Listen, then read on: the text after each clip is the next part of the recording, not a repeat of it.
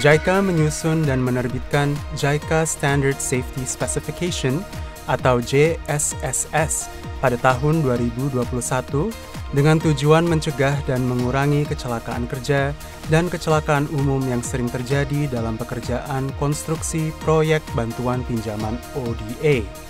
Untuk detail JSSS, silakan lihat seksi JSSS versi bahasa Inggris yang disertakan dalam DVD ini. JICA menyusun materi presentasi ini untuk peminjam, lembaga pelaksana, konsultan, dan kontraktor dari proyek bantuan pinjaman ODA dengan satu tujuan, yakni meningkatkan kesadaran keselamatan kerja dengan memperdalam pemahaman terhadap persyaratan kepatuhan keselamatan dasar di JSSS dengan mengangkat kasus kecelakaan. JICA meningkatkan langkah keselamatan untuk proyek ODA setelah terjadi kecelakaan tragis pada bulan September 2007 di proyek konstruksi jembatan Can Tho di Vietnam yang merenggut nyawa 55 pekerja.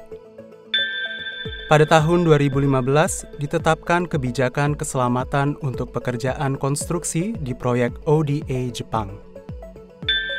Terlepas dari upaya JICA dalam meningkatkan langkah keselamatan, jumlah kecelakaan kerja dan kecelakaan umum yang terjadi di proyek ODA masih tetap tinggi. Kecelakaan konstruksi dalam proyek bantuan pinjaman ODA mencapai kurang lebih 80% dari seluruh kecelakaan proyek ODA. JICA menyusun dan mulai menerbitkan JSSS pada tahun 2021 untuk lebih jauh mendorong langkah keselamatan kerja dalam proyek bantuan pinjaman ODA. JSSS terdiri atas 9 bab. Bab 1 memaparkan persyaratan keselamatan umum, bab 2 memaparkan langkah keselamatan umum, dan bab 3 hingga 9 memaparkan persyaratan keselamatan untuk setiap jenis pekerjaan. JICA sangat berharap penerapan JSSS akan berkontribusi terhadap nol kecelakaan kerja dan kecelakaan umum di proyek ODA. Sekarang kami akan memaparkan ikhtisar JSSS. Bab 1. Persyaratan umum terdiri atas 38 seksi dan lampiran yang menjelaskan persyaratan keselamatan umum, terminologi, dan formulir. Bab ini mencakup sejumlah topik. Topik-topik ini meliputi tanggung jawab pemberi kerja, insinyur, dan kontraktor terhadap keselamatan kerja, prioritas JSSS dalam dokumen kontrak, penilaian risiko kontraktor, persiapan dan penyerahan pernyataan metode dan rencana keselamatan, tinjauan atau komentar insinyur, tanggung jawab dan wewenang petugas kesehatan dan keselamatan, atau Health and Safety Officer atau HSO, pelatihan induksi dan pelatihan personel kontraktor, manajemen kesehatan dan kebersihan, serta desain, konstruksi, dan pemantauan pekerjaan sementara. Sekarang kami akan memaparkan isi bab 1. Faktor penyebab kecelakaan meliputi masalah seperti kegagalan kontraktor dalam mematuhi undang-undang dan persyaratan keselamatan kontrak, manajemen, dan langkah keselamatan yang tidak memadai, dan penggunaan peralatan yang sudah usang atau tidak dipelihara dengan baik. Seksi 1.1 mengungkap penyelesaian dari masalah ini dengan menyertakan deklarasi keselamatan penawar dalam kontrak, yang mensyaratkan kepatuhan kontraktor terhadap persyaratan kesehatan dan keselamatan. Seksi 1.3 menetapkan prioritas spesifikasi kesehatan dan keselamatan yang bersifat kontraktual. Urutan prioritas dari persyaratan kesehatan dan keselamatan adalah spesifikasi keselamatan khusus JSSS dan spesifikasi umum dan teknis lain. Seksi 1.5 mencakup penggunaan sistem manajemen keselamatan sesuai dengan ISO 45001 Kesehatan dan Keselamatan Kerja atau standar yang serupa dengan standar ISO untuk meningkatkan manajemen keselamatan kontraktor. JICA tidak mempersyaratkan sertifikasi ISO eksternal. Seksi 1.8 menyatakan bahwa kontraktor harus melakukan penilaian risiko terhadap pekerjaan konstruksi, mengidentifikasi bahaya atau toksisitas, mengevaluasi risiko, menentukan langkah untuk mengurangi dan meniadakan risiko, serta menyertakan langkah khusus dalam pernyataan metode dan rencana keselamatan. Seksi ini juga menetapkan bahwa personel kontraktor diberitahu tentang bahaya dan risiko. Seksi 1.7 mencakup persiapan dan penyerahan rencana keselamatan untuk tahap penawaran kontraktor, rencana keselamatan baseline untuk memulai pekerjaan, dan rencana keselamatan khusus untuk tahap konstruksi. Seksi 1.9 menyatakan bahwa kontraktor akan menyerahkan pernyataan metode insinyur yang merinci metode-metode konstruksi dan pengaturan untuk semua bagian konstruksi, termasuk dokumen desain, perhitungan, personel dan peralatan, serta rencana inspeksi dan pemantauan. Seksi ini juga mencakup tinjauan insinyur terhadap rencana keselamatan dan pernyataan metode, pemberitahuan kegagalan mematuhi kontrak, penyerahan kembali rencana kontraktor, dan mulai pekerjaan. Seksi 1.11 memuat ketentuan tentang petunjuk kepatuhan keselamatan insinyur bagi kontraktor. Berdasarkan JSSS, insinyur mengarahkan kontraktor untuk menerapkan langkah korektif dan pencegahan ketika insinyur menentukan bahwa kontraktor gagal mematuhi rencana keselamatan dan persyaratan keselamatan. Jika insinyur menentukan bahwa terdapat bahaya pada suatu bagian pekerjaan konstruksi yang dapat menyebabkan kecelakaan, maka insinyur akan memerintahkan penangguhan pekerjaan sampai dipastikan bahwa bahaya itu tidak ada lagi. Ketika terjadi kecelakaan, insinyur akan memerintahkan penangguhan pekerjaan yang dilakukan oleh kontraktor hingga pelaksanaan langkah pencegahan kejadian ulang dapat diverifikasi. GC 6.7 Kesehatan dan Keselamatan menetapkan bahwa kontraktor harus menunjuk staf pencegahan kecelakaan yang bertanggung jawab untuk menjaga keselamatan dan mencegah kecelakaan di lokasi kontraktor, dan petugas ini memiliki wewenang untuk mengarahkan langkah pencegahan kecelakaan. Di JSSS, petugas ini disebut Petugas Kesehatan dan Keselamatan atau HSO. JSSS menetapkan bahwa personel kontraktor harus menghormati wewenang dan tanggung jawab khusus HSO yang sangat penting dalam manajemen keselamatan di lokasi dan wewenang HSO untuk memberikan instruksi keselamatan. Tanggung jawab HSO meliputi penyusunan rencana keselamatan, sosialisasi kegiatan manajemen keselamatan, inspeksi di lokasi kerja, pemberian instruksi penangguhan pekerjaan ketika terjadi kecelakaan, perencanaan dan penerapan langkah pencegahan kejadian ulang, dan pelaksanaan pendidikan dan pelatihan keselamatan. Seksi 1.14 memaparkan prosedur untuk melanjutkan pekerjaan yang ditangguhkan setelah kecelakaan. Seksi ini menetapkan bahwa kontraktor harus mengajukan proposal yang memaparkan penyelidikan kecelakaan, sebab kecelakaan, dan langkah pencegahan kejadian ulang kepada insinyur untuk ditinjau.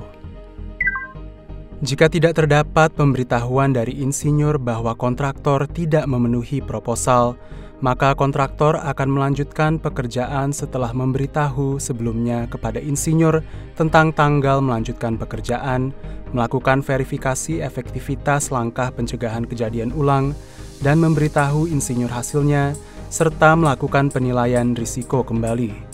Rencana dan pernyataan metode keselamatan juga diubah jika diperlukan. Seksi 1.15 menetapkan kegiatan manajemen keselamatan umum dan rutin yang harus dilakukan oleh kontraktor. Kegiatan manajemen keselamatan umum untuk kontraktor mencakup penyelenggaraan rapat internal, pemberian panduan persyaratan keselamatan, dan pelaksanaan pemantauan.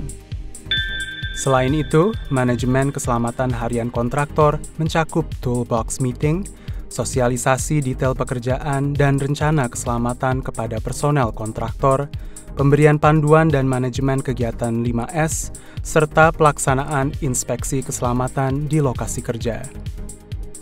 Sesuai GC 6.9, Seksi 1.18 mengharuskan kontraktor untuk menugaskan personel yang memiliki kualifikasi, keterampilan, dan pengalaman yang sesuai dan tidak mengizinkan pekerja untuk bekerja sendiri dan selalu menempatkan mandor operasi dalam setiap kelompok kerja. Seksi 1.19 hingga 1.21 mencakup target pelatihan, peserta pelatihan, subjek pelatihan, dan catatan pendidikan dan pelatihan mengenai pelatihan induksi keselamatan, pelatihan keterampilan, dan pelatihan tambahan. Seksi 1.22 dan 1.23 menetapkan langkah keselamatan untuk pekerjaan berbahaya.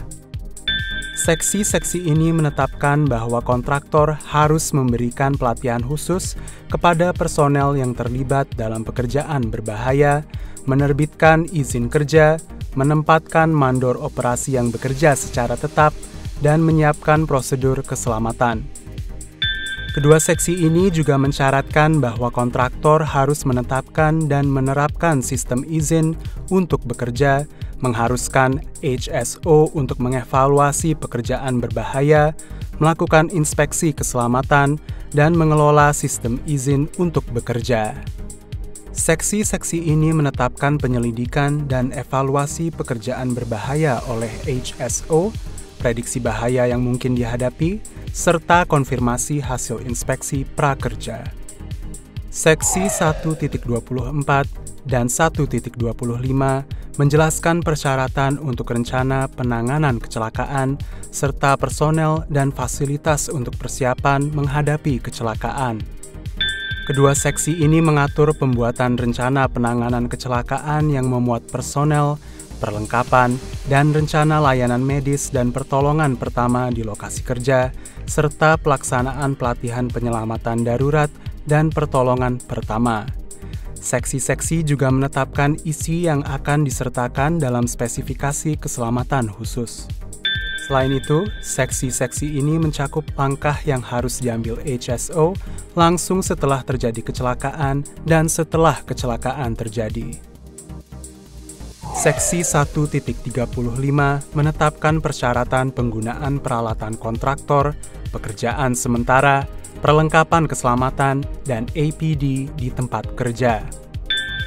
Seksi ini menetapkan bahwa sebelum peralatan atau perlengkapan ini digunakan, kontraktor hanya boleh mengizinkan penggunaan peralatan atau perlengkapan yang sesuai dengan tujuan penggunaannya dan telah diperiksa oleh HSO, serta harus melakukan inspeksi berkala selama digunakan untuk memeriksa kesesuaian peralatan atau perlengkapan. Seksi ini juga mencakup inspeksi yang dilakukan insinyur, serta perintah penghentian pekerjaan dan perintah penghentian penggunaan ketika terjadi ketidaksesuaian. Seksi 1.37 memaparkan standar manajemen untuk desain, konstruksi, penggunaan, dan penyingkiran pekerjaan sementara. Sebagai standar manajemen, seksi ini menetapkan penerapan seksi 1 dan 2 dari BS 5975 atau standar manajemen lain yang disetujui oleh insinyur. Seksi ini juga mencakup penyerahan pernyataan metode untuk seluruh bagian pekerjaan sementara, termasuk desain dan perhitungan pekerjaan penopang yang dilakukan kontraktor bila diminta oleh insinyur. Inilah contoh kecelakaan terkait penempatan petugas jaga. Di lokasi ini dilaksanakan pekerjaan pemasangan rel kereta api. Ekskavator sedang menunggu truk pengisian bahan bakar. Petugas jaga bersiaga di area istirahat. Jika bahan bakar tidak segera diisi, saya tidak bisa melanjutkan pekerjaan saya. Oh, ini dia.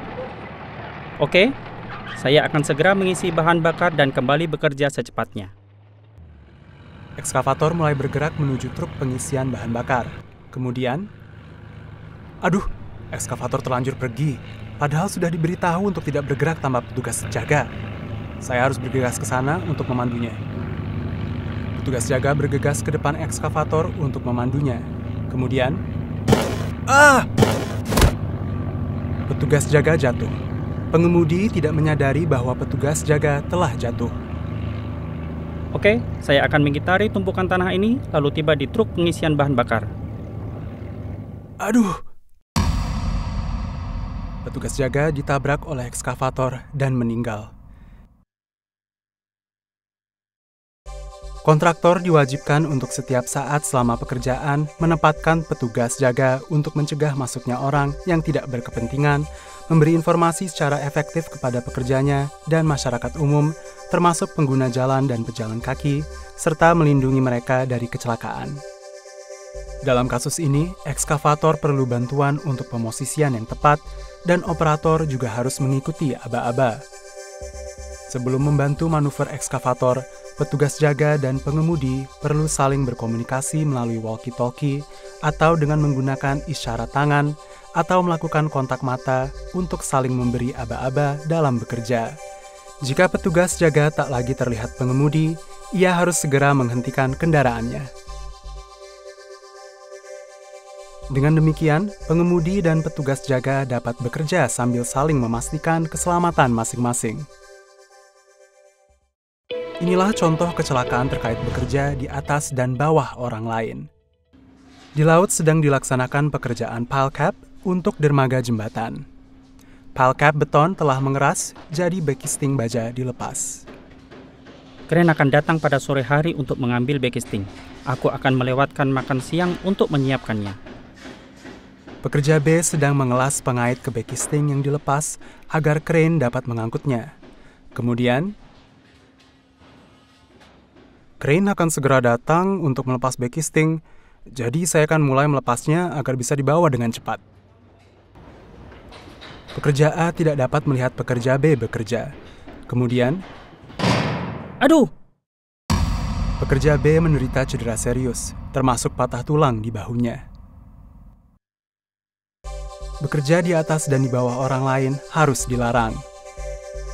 Dalam kasus ini, para pekerja yang terlibat tidak mengetahui satu sama lain, dan pekerjaan berlangsung tanpa adanya tindakan pencegahan yang diperlukan, yang menyebabkan kecelakaan. Kontraktor harus secara hati-hati melakukan koordinasi terkait lokasi, detail, dan waktu pekerjaan yang dilakukan. Ketika bekerja di atas dan di bawah orang lain tidak dapat dihindari, APD dan perlengkapan kerja tambahan seperti sling dan jaring pengaman harus disediakan. Selain itu, kecelakaan tersebut dapat dihindari dengan menempatkan petugas jaga jika seorang pekerja harus bekerja di atas dan di bawah orang lain. Inilah contoh kecelakaan terkait segmen batas area larangan masuk. Di sini jalan umum tempat pekerjaan penggalian sedang berlangsung. Barikade dipasang di bagian yang terbuka. Saat itu malam hari.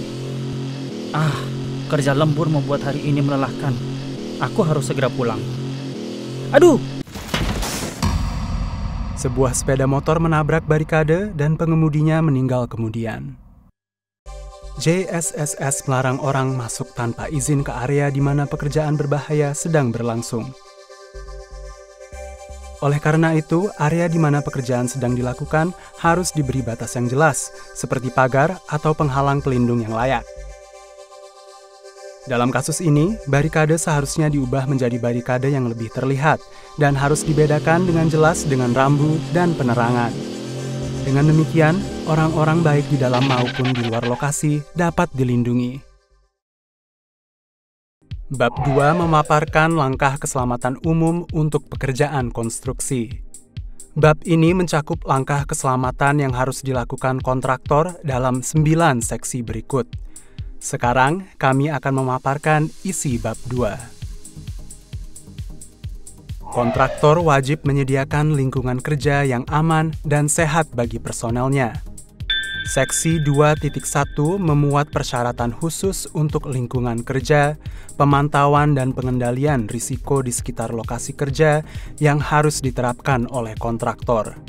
2.1.1 menetapkan bahwa bahan-bahan berbahaya yang harus dipantau di lokasi kerja, dan jika melebihi batas paparan, pekerjaan harus dihentikan atau lingkungan kerja ditingkatkan.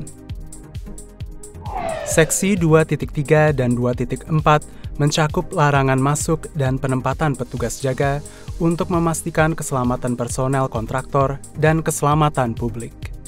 Seksi-seksi ini menetapkan pemasangan penghalang dan papan tanda di area berbahaya di lokasi kerja, larangan masuk bagi yang tidak berwenang, dan penempatan petugas jaga setiap saat.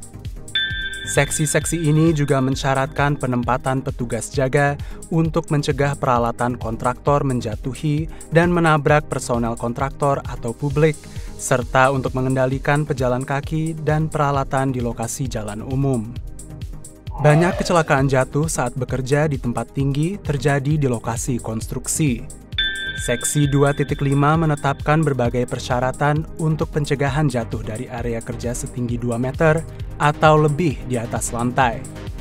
Seksi ini meliputi pemasangan fasilitas naik atau turun, pegangan tangan, pagar, pegangan tengah, papan alas, dan platform kerja, serta penyediaan perlengkapan pencegah jatuh dari bagian yang terbuka, penangkap jatuh, atau penahan jatuh.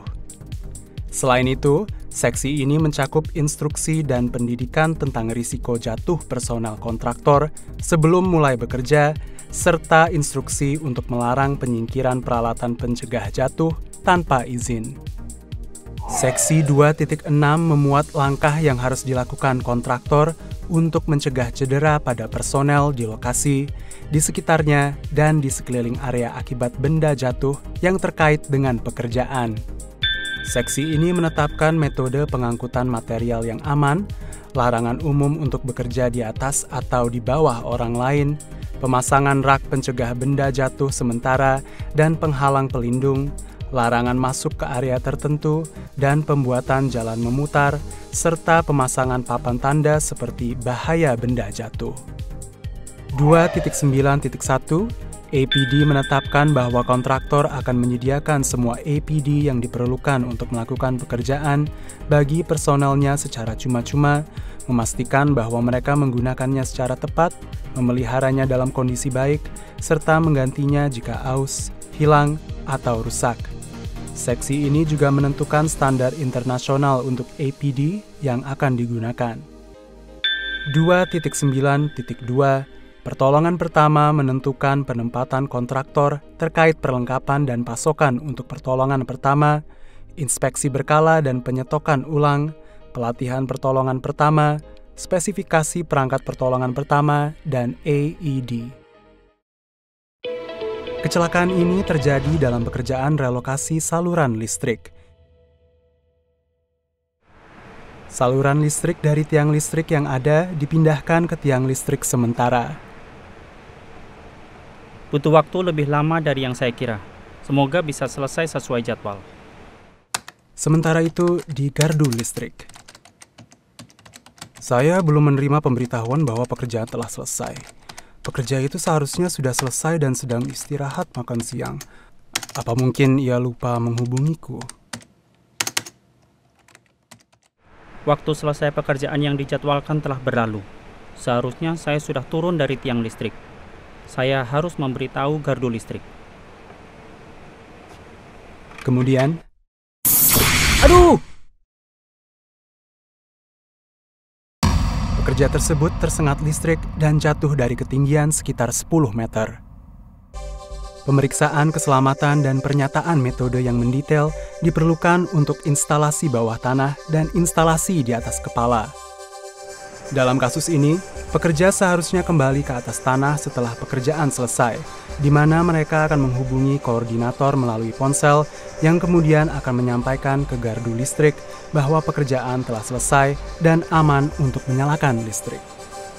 Namun, tidak ada pemberitahuan sekalipun ketika pekerjaan dijadwalkan selesai, dan karena koordinator sedang tidak berada di tempat, pekerja gardu listrik memutuskan sendiri untuk menyalakan listrik, sehingga terjadi kecelakaan. Mengenakan sabuk pengaman dan menjaga komunikasi yang baik antara lokasi dan petugas kesehatan dan keselamatan atau HSO akan membantu mencegah kecelakaan kerja. Bab 3 memaparkan langkah keselamatan untuk melakukan pekerjaan yang terkait dengan utilitas bawah tanah atau utilitas yang terdapat di bangunan, serta instalasi di atas kepala yang terekspos di lokasi atau berada di udara. Seksi ini juga memuat tindakan jika terjadi sengatan listrik yang merupakan kejadian umum dalam semua pekerjaan konstruksi. Sekarang kami akan memaparkan isi bab 3. Seksi 3.1 menetapkan langkah untuk melakukan pekerjaan utilitas bawah tanah seperti pipa gas, pipa air, kabel listrik, dan kabel komunikasi secara aman. Langkah yang harus dilakukan oleh pemberi kerja meliputi persetujuan awal dengan pemilik utilitas bawah tanah dan penyediaan dukungan yang tepat bagi kontraktor. Langkah keselamatan kontraktor meliputi konsultasi dengan pemilik, persiapan awal menghadapi kondisi darurat, persiapan awal lain seperti penggalian manual eksplorasi, pencegahan kebakaran dan pencegahan sengatan listrik, penempatan petugas jaga, dan pemberian instruksi keselamatan kepada personel. Seksi 3.2 memuat langkah keselamatan untuk instalasi di atas kepala seperti jaringan listrik, kabel komunikasi, dan pipa saluran. Sebagaimana halnya seksi 3.1, langkah yang harus dilakukan oleh pemberi kerja meliputi persetujuan awal dengan pemilik instalasi di atas kepala dan penyediaan dukungan yang tepat bagi kontraktor. Langkah keselamatan kontraktor meliputi konsultasi dengan pemilik, persiapan awal menghadapi kondisi darurat, perlindungan kabel di atas kepala, pemastian jarak pemisahan, pencegahan sengatan listrik, penempatan petugas jaga, dan pemberian instruksi keselamatan kepada personel. Seksi ini menetapkan larangan kontak dengan peralatan yang menyebabkan sengatan listrik, penyelamatan korban, dan pencegahan sengatan listrik sekunder. Inilah contoh kecelakaan terkait peralatan kontraktor yang sering diabaikan. Seorang pekerja hendak memotong kayu dengan gergaji meja. Tiba-tiba saya diminta untuk meninggalkan pekerjaan lain untuk memotong ini. Tidak ada penutup mata gergaji. Saya pasti lupa memasangnya saat perbaikan beberapa hari yang lalu. Ini sih tidak masalah. Saya bisa memotong tanpa itu. Pekerja mulai memotong dengan tangan kosong tanpa penutup mata gergaji. Mata gergajinya cukup mencuat dan kayunya tidak sejajar dengan dinding pemandu. Kemudian, kayu tersebut terpental mengenai pekerja tersebut yang mengalami cedera serius termasuk patah tulang rusuk. Bab 4 tidak hanya menjelaskan tentang mesin konstruksi besar seperti bulldozer dan crane, tetapi juga mesin kecil seperti mesin tamping getaran dan perkakas seperti bor dan gergaji. Bahkan perkakas dan peralatan kecil pun bisa berbahaya. Saat menggunakan peralatan ini, inspeksi keselamatan dan pelatihan pendidikan keselamatan harus diberikan kepada pekerja dan peralatan tersebut harus digunakan dengan benar sesuai dengan rencana keselamatan. Dalam kasus ini, pendidikan bagi pekerja diperlukan untuk mengajarkan alasan terpental, bagaimana penutup mata gergaji mencegah terpental, guncangan yang diterima jika terjadi terpental, dan pentingnya menggunakan jig dan perkakas yang tepat. Penggunaan atau perbaikan attachment standar harus dilakukan oleh orang yang diberi wewenang oleh petugas kesehatan dan keselamatan atau HSO. Pekerja juga perlu berhati-hati terhadap sengatan listrik. Selain itu, saat menggunakan gergaji bundar, gergaji itu sendiri bisa terpental, bukan hanya material yang dipotong. Selain mengaktifkan semua perangkat keselamatan seperti alarm darurat, perlu juga untuk tidak mengoperasikan gergaji di luar batas, misalnya dengan tidak memperpanjang mata gergaji secara berlebihan. Hal ini tidak hanya berlaku untuk peralatan dan perkakas kecil seperti gergaji meja, tetapi juga untuk mesin bergerak seperti bulldozer dan mesin statis seperti peralatan penggalian. Bab 4 memuat persyaratan keselamatan untuk peralatan kontraktor, termasuk peralatan bergerak, statis, dan kecil, perkakas dan peralatan berdaya listrik yang digunakan dalam pekerjaan konstruksi. Sekarang, kami akan memaparkan isi bab 4. Seksi 4.1 mencakup jenis peralatan kontraktor, standar kepatuhan, instruksi dari produsen peralatan, pembuatan pernyataan metode, dan rencana keselamatan serta sosialisasinya kepada personel kontraktor, pelatihan keselamatan kerja dan pendidikan keselamatan lalu lintas, penempatan operator dan pengemudi dengan kualifikasi, keterampilan dan pengalaman yang sesuai, penempatan petugas jaga, metode pemberian aba-aba, dan pemilihan peralatan. Seksi 4.2 menentukan inspeksi pada saat pengangkutan peralatan kontraktor ke lokasi, inspeksi harian selama operasi dan penggunaan, inspeksi berkala, dan penanganan terhadap kerusakan dan ketidaknormalan. Seksi ini mensyaratkan pembuatan daftar inspeksi, konfirmasi catatan inspeksi dan pemeliharaan serta inspeksi peralatan pada saat pengangkutan ke lokasi, pelaksanaan inspeksi oleh HSO pada saat pengangkutan ke lokasi, dan penolakan peralatan oleh insinyur jika peralatan tidak memenuhi persyaratan JSSS. Seksi ini juga menetapkan penghentian, perbaikan, dan inspeksi ulang peralatan jika terjadi kerusakan atau ketidaknormalan selama operasi atau penggunaan. Seksi 4.3 memuat berbagai persyaratan keselamatan untuk operasi dan penggunaan peralatan kontraktor. Seksi ini mencakup langkah keselamatan selama pembersihan, inspeksi, pemeliharaan, dan operasi peralatan, serta persyaratan keselamatan untuk jalan sementara, peralatan bergerak, peralatan statis, peralatan kecil, perkakas, peralatan listrik, elevator, dan konveyor material.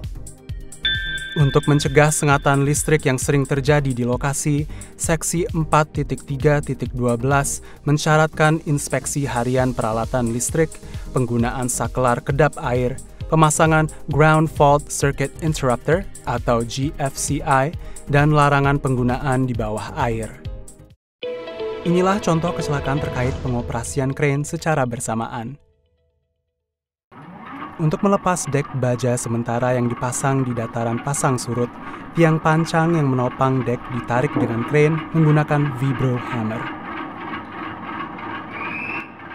Pekerja tidak boleh menaiki tempat selain kursi pengemudi. Meskipun demikian, ada operator dan pekerja magang yang turut naik. Tiangnya ditarik seperti ini, dipindahkan ke samping, lalu diturunkan.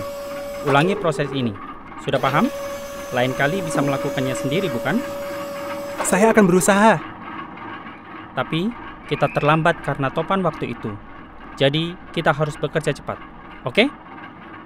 Operator kemudian mencoba mengangkat tiang pancang dan memindahkannya ke samping pada saat yang bersamaan.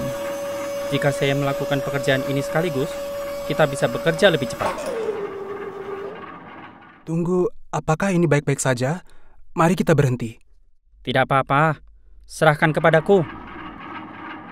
Hentikan, bahaya. Operator terus bekerja. Kemudian,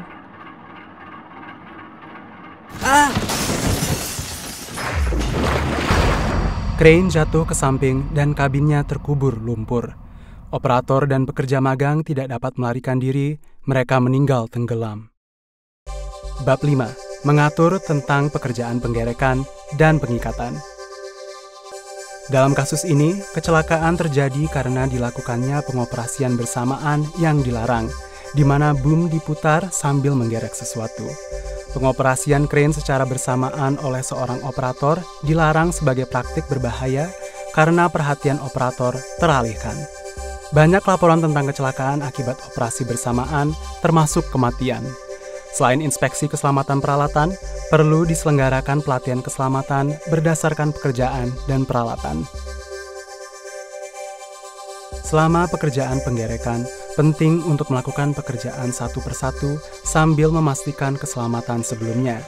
Berhenti selama 3 detik pada jarak 30 cm dari permukaan penggerekan, memeriksa apakah ada kelainan, lalu mengangkat beban pada jarak 3 meter. Ini disebut latihan 3-3. Hal yang sama berlaku saat memutar peralatan atau menggerakkan boom. Juru ikat memeriksa keamanan lingkungan sekitar dan memberikan aba-aba sebelum melanjutkan pekerjaan. Selain itu, jangan melakukan pekerjaan yang melebihi batas peralatan. Semua perangkat pengaman krain seperti perangkat pencegahan beban berlebih harus dioperasikan. Mengangkat muatan yang melebihi kapasitas yang ditetapkan tidak diperbolehkan, dan jika perangkat pengaman aktif, pekerjaan harus segera dihentikan. Bab 5 menetapkan persyaratan untuk pekerjaan pergerekan dan pengikatan yang aman oleh personel kontraktor, serta pencegahan kerugian masyarakat akibat pekerjaan ini, serta langkah pencegahan kecelakaan. Sekarang, kami akan memaparkan isi bab 5. Seksi 5.1 menentukan persyaratan keselamatan umum untuk peralatan pergerekan. Seksi 5.2 menentukan persyaratan keselamatan untuk peralatan pergerekan dan pengikatan, serta operasi pergerekan. Seksi ini mencakup label kapasitas standar peralatan pergerekan, pelaksanaan inspeksi dan pemeliharaan harian, prakerja dan berkala, penempatan operator dan juru ikat yang berkualifikasi dan berpengalaman, instruksi risiko kerja dan langkah keselamatan, instruksi dan pemberitahuan prosedur darurat kepada personel, aba-aba untuk juru ikat, larangan masuk, dan hal-hal yang dilarang selama bekerja. Seksi 5.3 menetapkan penugasan ahli untuk merencanakan pemilihan, perakitan, penggunaan, dan pembongkaran krain, serta persyaratan keselamatan untuk krain bergerak. Seksi ini menentukan pemasangan pelat baja untuk mencegah terbaliknya krain bergerak, pemanjangan cadik maksimum, dan penggunaan perangkat pencegahan beban berlebih. Seksi 5.4 mencakup tampilan informasi peralatan pengikatan, larangan fabrikasi dan perbaikan peralatan pengikatan di lokasi kerja, serta penyingkiran dan pembuangan peralatan pengikatan yang tidak tepat. Inilah contoh kecelakaan terkait pekerjaan sementara.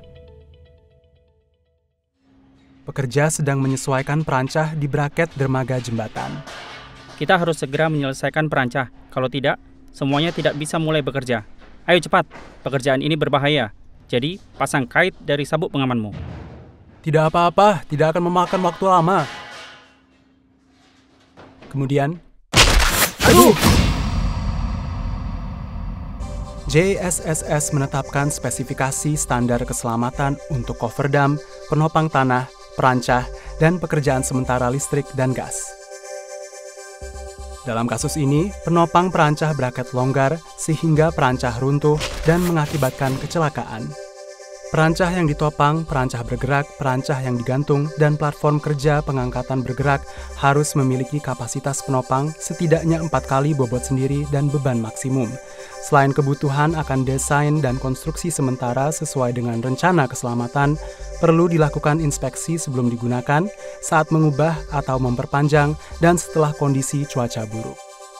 Selain itu, tangga dan tangga lipat tidak boleh digunakan pada perancah, dan langkah pencegahan jatuh harus dilakukan seperti menggunakan sabuk pengaman harness di area dengan risiko jatuh, seperti saat merakit atau membongkar perancah. Bab 6 mencakup langkah keselamatan pekerjaan sementara untuk memastikan konstruksi utama dilakukan dengan aman dan sistematis. Bab ini menetapkan persyaratan untuk perencanaan, desain, konstruksi, penggunaan, dan penyingkiran pekerjaan sementara seperti penahan tanah, cofferdam, dan jalur lintasan. Sekarang, kami akan memaparkan isi bab 6. Seksi 6.1 mencakup ketentuan JSSS yang harus dipatuhi berkaitan dengan desain dan pembuatan, pernyataan metode, konstruksi, penggunaan, penyingkiran, dan pemantauan pekerjaan sementara. Seksi 6.2 dan 6.3 menentukan persyaratan keselamatan penahan tanah guna mencegah keruntuhan permukaan galian dan cofferdam pada pekerjaan bawah air. Seksi 6.2 mencakup perencanaan, desain, pernyataan metode, rencana keselamatan, dan rencana pemantauan untuk penahan tanah, langkah keselamatan untuk penahan tanah, serta pemantauan tanah di sekitarnya. Seksi 6.3 mencakup perencanaan dan desain cofferdam, pernyataan metode, rencana keselamatan, rencana pemantauan, langkah keselamatan untuk pekerjaan cofferdam, serta penanganan jika terjadi kenaikan permukaan air secara tiba-tiba. Seksi 6.4 dan 6.5 menentukan persyaratan keselamatan untuk jalur pejalan kaki dan perancah untuk bekerja. Seksi 6.4 menetapkan langkah keselamatan untuk mencegah kejadian jatuh di dan dari jalur lintasan dan inspeksi HSO. Selain itu, tangga dan tangga lipat hanya dapat digunakan sebagai jalur lintasan jika HSO menentukan keamanannya. Seksi 6.5 memuat persyaratan untuk standar kepatuhan, desain, pekerjaan pemasangan, inspeksi HSO, konstruksi platform kerja, dan jalur lintasan untuk perancah. Seksi 6.7 dan 6.8 menentukan persyaratan keselamatan untuk instalasi listrik sementara dan pengelasan dan pemotongan listrik dan gas. Seksi 6.7 mencakup langkah keselamatan untuk pemasangan, penggunaan, pemindahan, perbaikan, dan penyingkiran instalasi listrik sementara, penggunaan peralatan listrik portable dan GFCI, serta pelaksanaan inspeksi dan pemeliharaan. Seksi 6.8 mencakup larangan bekerja terhadap siapapun selain personel berkualifikasi, konfirmasi prakerja terhadap perangkat pencegah sengatan listrik dan flashback arrestor, pemeriksaan peralatan secara berkala, dan langkah pencegahan kebakaran. Inilah contoh kecelakaan terkait pekerjaan penggalian. Di sini lokasi penggalian. Pekerja berada sekitar 4 meter di bawah permukaan. Mantap, kemajuannya lancar. Kita telah menggali secara akurat dan rapi. Sepertinya, kita bisa selesai sesuai jadwal. Kemudian, aduh! Pekerja itu menderita cedera serius, termasuk patah tulang bahu.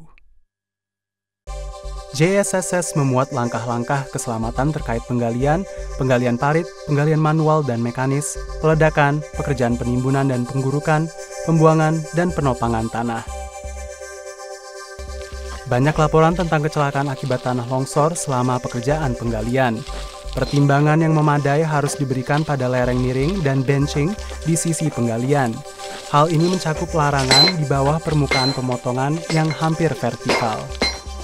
Selain itu, penopangan tanah harus dilakukan untuk memastikan penggalian yang stabil. Disyaratkan juga agar pekerjaan di lokasi harus dihentikan sampai penopangan tanah selesai. Pekerjaan penggalian membutuhkan perencanaan yang cermat dan langkah-langkah keselamatan untuk menghindari melemahnya tanah atau kerusakan properti seperti bangunan lainnya.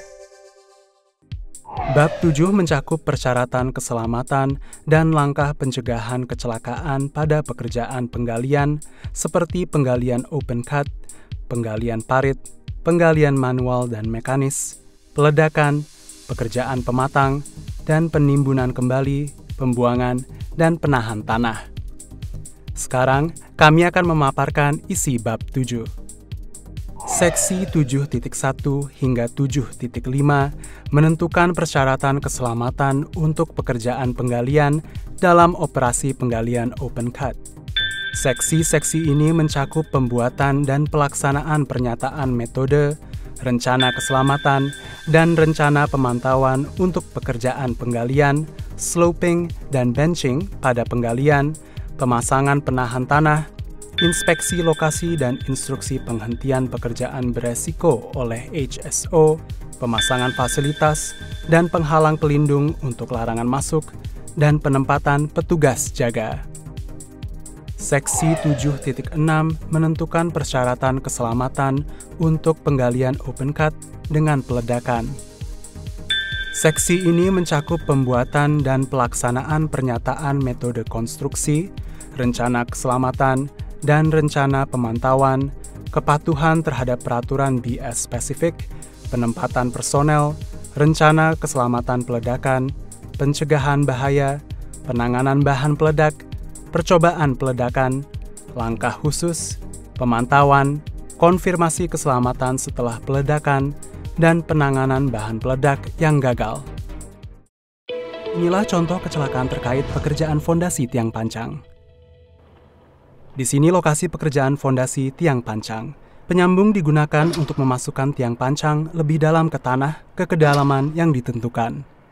Saya mengalami kesulitan memancangkan tiang pancang. Mungkin tanahnya keras. Saya tidak akan bisa menyelesaikan pekerjaan tiang pancang dengan kecepatan ini. Jadi, hei, sulit untuk memancangkan tiang pancang. Jadi mari kita tingkatkan tinggi jatuhnya palu. Siap.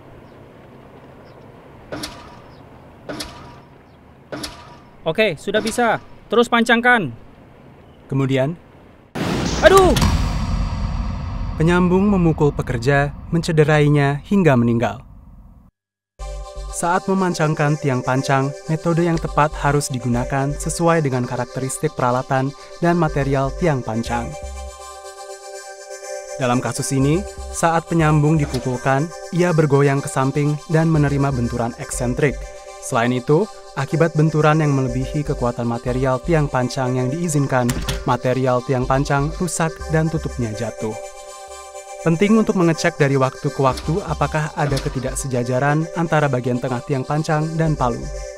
Selain itu, material tiang pancang tidak boleh dipukul dengan kekuatan dan frekuensi yang melebihi batas yang dapat ditoleransi. Bab 8 menetapkan persyaratan keselamatan dan langkah pencegahan kecelakaan untuk pekerjaan fondasi tiang yang menyertakan tiang pancang, tiang in situ, dan penggalian manual. Sekarang, kami akan memaparkan isi bab 8. Bab 8 mencakup langkah keselamatan sebelum pekerjaan dimulai, serta langkah keselamatan dan pemantauan transportasi di lokasi kerja, tiang pancang, tiang in situ, dan tiang penggalian manual. Bab ini memuat persyaratan umum, misalnya larangan masuk, langkah keselamatan sebelum pekerjaan dimulai seperti pembuatan pernyataan metode dan rencana keselamatan, langkah keselamatan untuk tiang pancang seperti langkah pencegahan jatuh, langkah keselamatan untuk tiang in situ dan penuangan beton, serta langkah keselamatan dan pemantauan untuk tiang penggalian manual. Inilah contoh kecelakaan terkait pengecoran beton. Lokasi konstruksi untuk fasilitas dibuat dari beton bertulang. Beton cair dituangkan ke dalam backisting dengan truk pompa. Pekerjaan ini lancar. Lantai ini mungkin bisa selesai pada hari ini. Kemudian, tiba-tiba, berhenti. Pasti tersumbat karena alirannya pelan. Hei, tersumbat! Naikkan tekanan! Masih bermasalah. Ini benar-benar tersumbat. Pokoknya akan saya coba garuk. Aduh!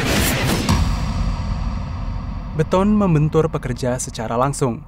Pekerja itu dibawa ke rumah sakit, kemudian ia dinyatakan meninggal. Berbagai langkah keselamatan harus diambil saat menuangkan beton dengan pompa. Pekerja tidak boleh berada di bawah atau di depan saluran keluar pipa pengangkutan dan ujung selang pompa beton, dan pemompaan harus segera dihentikan jika selang tersumbat.